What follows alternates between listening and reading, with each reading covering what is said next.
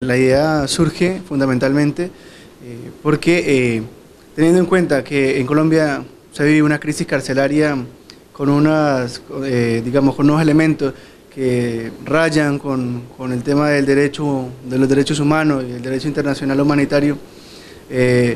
pero también que en el marco de eso no solamente los presos políticos sufren esos vejámenes, ¿cierto?, sino todos los presos. Teniendo en cuenta eso y teniendo en cuenta que hace más o menos un mes y medio, 2 meses, recuperó su libertad un cantante de música social, de música protesta, que se llama Carlos Lugo,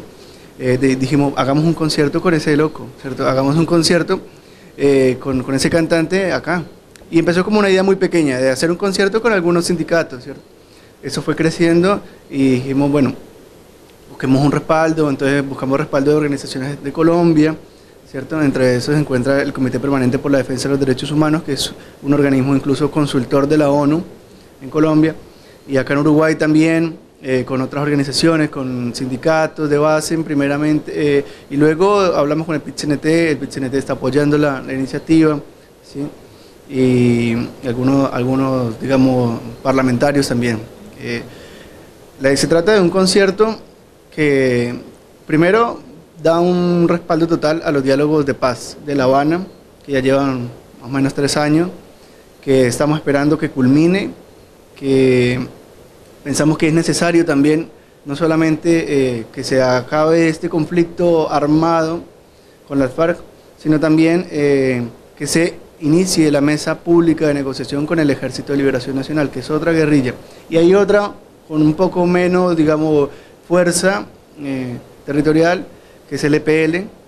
pero también pensamos que es necesario hacer la paz con esos otros sectores, no solamente con las FARC, que son las más fuertes a nivel de presencia militar, de influencia en los sectores en Colombia, sino también con las otras guerrillas. Entonces, primeramente, un respaldo a esos procesos de diálogo, de paz. Y en el marco de eso, pensamos que es indispensable que los prisioneros políticos, políticos de conciencia y de guerra, recobren su libertad, porque no se puede hablar de paz mientras esa gente se va a quedar en las cárceles. Te cuento por encima, porque en Colombia a los prisioneros políticos no siempre se les condena por rebelión, por el delito universal a rebelarse, sino que en muchos casos se le imputan delitos comunes y esos delitos en muchas ocasiones no entran dentro de esos delitos conexos al conflicto y se van a quedar en las cárceles. Entonces nosotros pensamos que es necesario que todos los prisioneros políticos salgan de las cárceles. Y se revea las causas por las cuales ingresaron. Y sí, por un lado,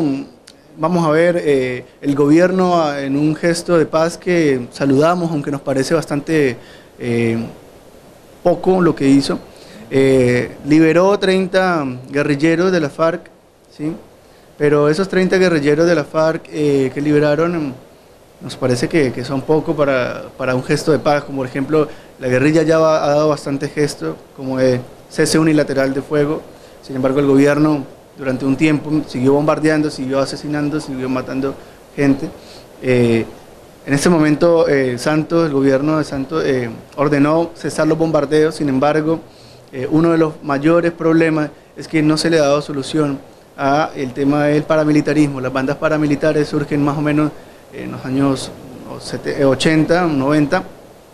impulsada por sectores de derecha muy militaristas, y uno de esos representantes es el expresidente Álvaro Uribe Vélez, y esos grupos paramilitares todavía persisten en Colombia, a pesar de que Álvaro Uribe hizo en teoría un acuerdo de paz con ellos. Es notable que los grupos paramilitares siguen delinquiendo y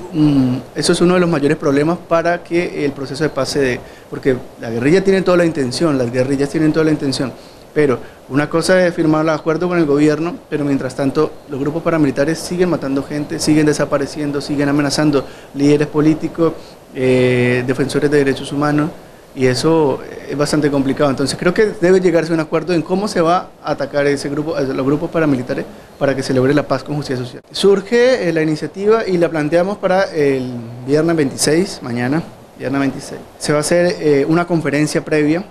ahí vamos a tener variados artistas de variados, digamos, géneros. Uno a destacar, por ejemplo, los Diablos Verdes van a tocar, Y de Colombia van a estar esos compañeros, por ejemplo, Carlos Lugo, que es un exprisionero político, un cantante, y por otro lado, un defensor de derechos humanos que también toca algo de música protesta, se llama Boris Conde. En esa lógica invitamos a todos los que nos escuchan y nos ven a participar de esta iniciativa. Nosotros pensamos que la paz en Colombia representa mucho para la integración continental, que no lograrse va a ser un problema para todo el continente, y creemos también que la lucha por la paz de Colombia y la paz del continente es una lucha que no tiene color, es una lucha que no es de blancos, colorados, comunistas, sino una lucha por la humanidad, o sea, una pelea humanitaria por cambiar esas condiciones. Nosotros no hablamos, por ejemplo, en Colombia de posconflicto, porque creemos que una sociedad sin conflictos no hay, pero sí una sociedad sin conflicto armado, y es por eso lo que abogamos, porque se acabe en Colombia el conflicto armado, pero que empiece el conflicto político, para que a partir de esa batalla de ideas, como decía por ejemplo Fidel Castro, podamos resolver entre todos y todas el mejor futuro para el país, para el continente. ¿Cuándo va a ser este? El 26 de febrero, en la explanada del concierto, y en el Teatro de Bellas Artes, en la conferencia.